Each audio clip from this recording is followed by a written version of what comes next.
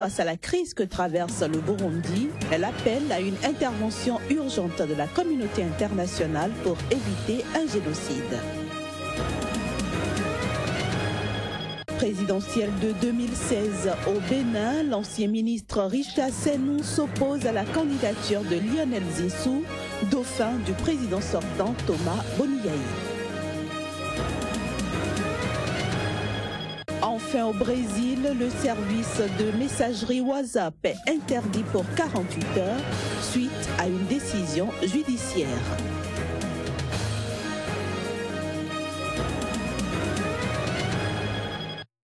Voilà pour le sommaire de cette édition. Madame, Monsieur, bonsoir et bienvenue. Le Burundi est en proie à des atrocités. Si la communauté internationale n'intervient pas urgemment, eh bien, la situation pourrait déclencher un génocide comme celui qu'a connu le Rwanda. Ce n'est pas moi qui avertis, mais plutôt l'Organisation des Nations Unies, dont le Conseil des droits de l'homme a tenu ce jeudi une session extraordinaire à Genève, session entièrement consacrée donc au Burundi, qui est en proie à une spirale de violence depuis maintenant plusieurs mois. L'heure des réponses partielles et de tourner autour du pot est terminée. La situation au Burundi nécessite une réponse solide et décisive de la communauté internationale. L'Organisation des Nations Unies tire ainsi la sonnette d'alarme, craignant que les violences au Burundi ne plongent le pays dans une guerre civile ou un génocide similaire à celui du Rwanda. Le haut commissaire aux droits de l'homme des Nations Unies en appelle au déploiement en urgence d'une mission au Burundi pour enquêter sur de possibles violations. Il est regrettable que les autorités n'aient pas encore effectué de réelles investigations sur la plupart des violations et abus des droits de l'homme, comme les exécutions extrajudiciaires, y compris à caractère ethnique.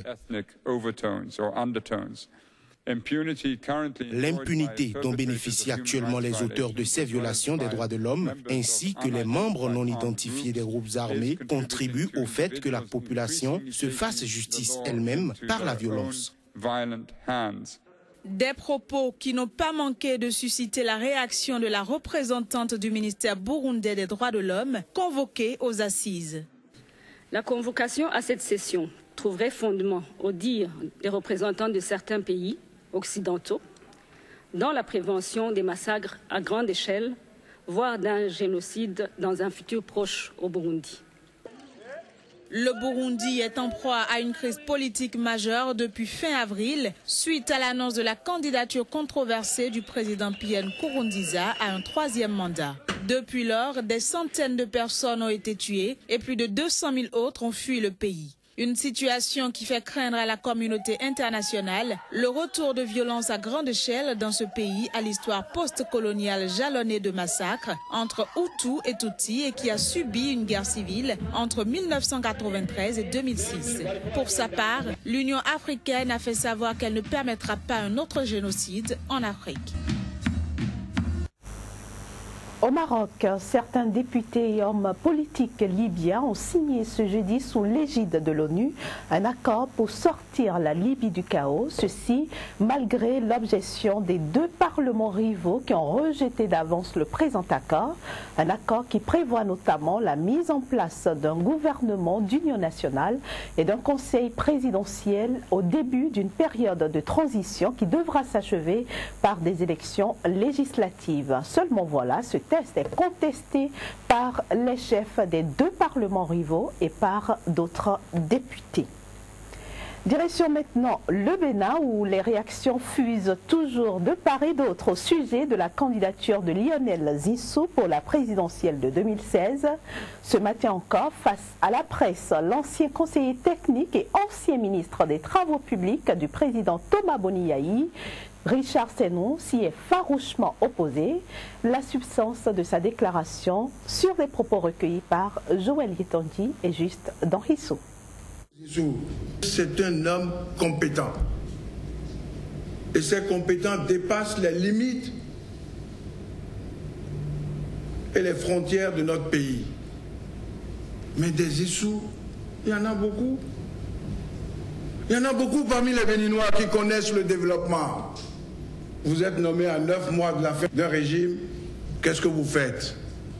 Vous démontrez qu'en 9 mois, avec la connaissance que vous avez du pays, vous pouvez décliner un programme d'urgence de 9 mois et dire exactement ce qu'en 9 mois, vous pensez raisonnablement qu'on peut faire. Je me suis fait professeur de programme d'urgence pour faire des propositions.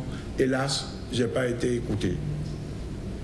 Jusqu'à ce que tout dernièrement, le président Yahya Boni a lâché la nouvelle comme quoi son candidat, c'était le professeur d'économie, notre Premier ministre.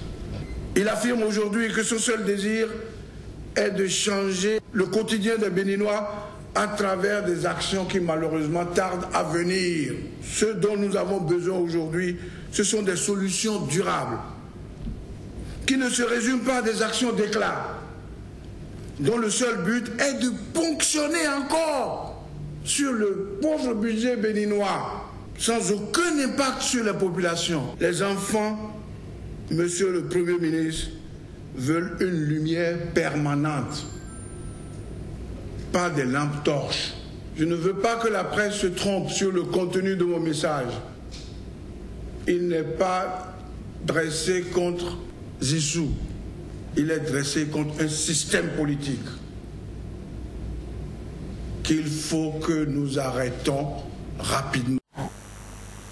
Toujours au Bénin, les autorités en charge de conduire le processus électoral se concertent pour la réussite de la présidentielle de février 2016.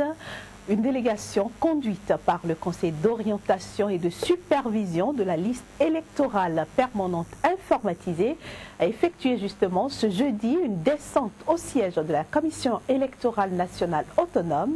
Les présidents des deux institutions ont livré à Sika TV un message au sortir de leurs échanges. En voici un extrait. Je pourrais évoquer le point qui a été fait sur l'enrôlement des Béninois de l'extérieur, car comme vous le savez, la loi prévoit que dans le cadre de la présidentielle, que les Béninois de l'extérieur puissent participer au vote. Donc ce point a été fait par le président du COS-LEPI. Nous avons aussi reçu des informations sur l'impression de nouvelles cartes d'électeurs. Ce travail est en cours.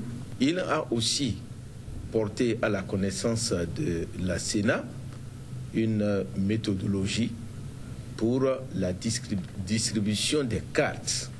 Cette distribution des cartes qui se fait à la fois par la Sénat, par COS-LEPI et par la Sénat, mais compte tenu d'un certain nombre de contraintes, COS-LEPI suggère qu'il y ait une distribution unique, ce qui soulagera effectivement la Sénat, qui ne dispose pas toujours de structures adéquates, à l'instar du COS-LEPI, pour la distribution de ces cartes d'électeurs. Il faut reconnaître que, effectivement, nous avons besoin de travailler la main dans la main pour faire avancer les choses.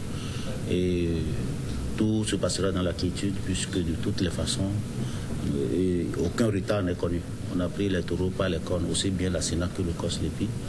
Et bientôt, la branche technique du COS-LEPI, l'Agence nationale de traitement ANT, pourra rentrer en jeu pour conduire les autres tâches qui sont de ses prérogatives. Plus tard, le 2 janvier, nous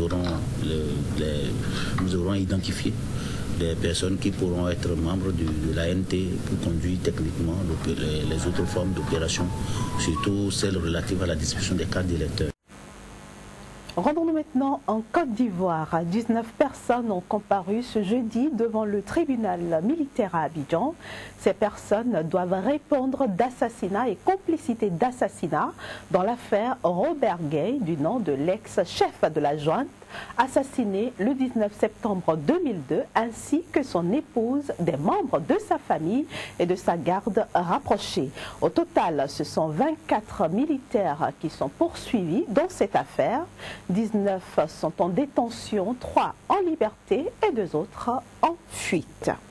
Et puis la Tunisie a célébré ce jeudi son faste le 5e anniversaire de la révolution ayant marqué le point de départ du printemps arabe en raison de la morosité ambiante dans le pays due notamment à la persistance de la menace djihadiste, du chômage et de la misère. Eh bien, de modestes festivités ont eu lieu dans la journée, notamment à Sidi Bouzid.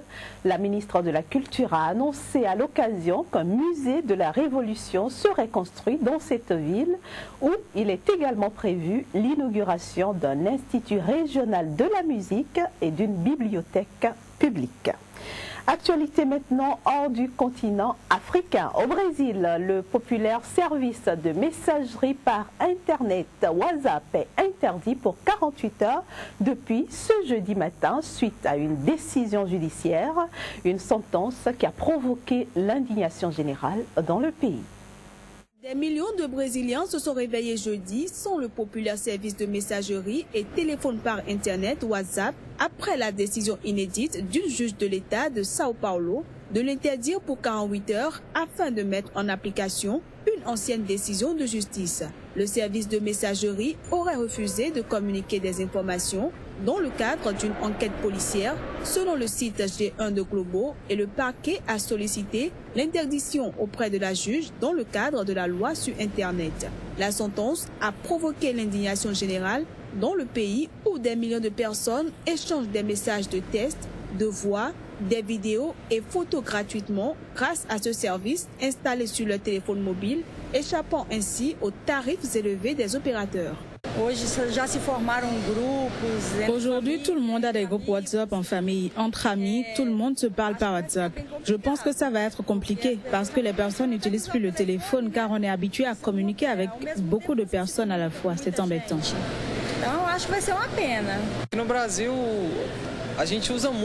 Au Brésil, on utilise beaucoup WhatsApp. Par exemple, maintenant, on s'appelle par WhatsApp. On appelle les gens qui utilisent WhatsApp. Et ce matin, un juge d'un État du Brésil a bloqué WhatsApp pour 2 jours, 48 heures. Et on ne sait pas la raison, mais c'est un problème. J'utilise beaucoup dans mes achats, plus que personnellement. Je commande par WhatsApp, j'achète, reçois les confirmations d'achat ou même de virements bancaires. Je me sers de WhatsApp pour tout ça. WhatsApp, le populaire service de messagerie et téléphone par Internet, sera finalement rétabli jeudi après qu'un tribunal de Sao Paulo ait levé l'interdiction judiciaire ayant suspendu le service mercredi à minuit. Selon un porte-parole du tribunal qui a levé l'interdiction, le juge Davi de Souza a estimé qu'il y avait d'autres moyens d'obliger l'entreprise à respecter la demande de la justice sans causer de problème à tant de personnes qui n'ont rien à voir avec l'affaire. Et voilà qui met un terme à cette édition que j'ai eu du plaisir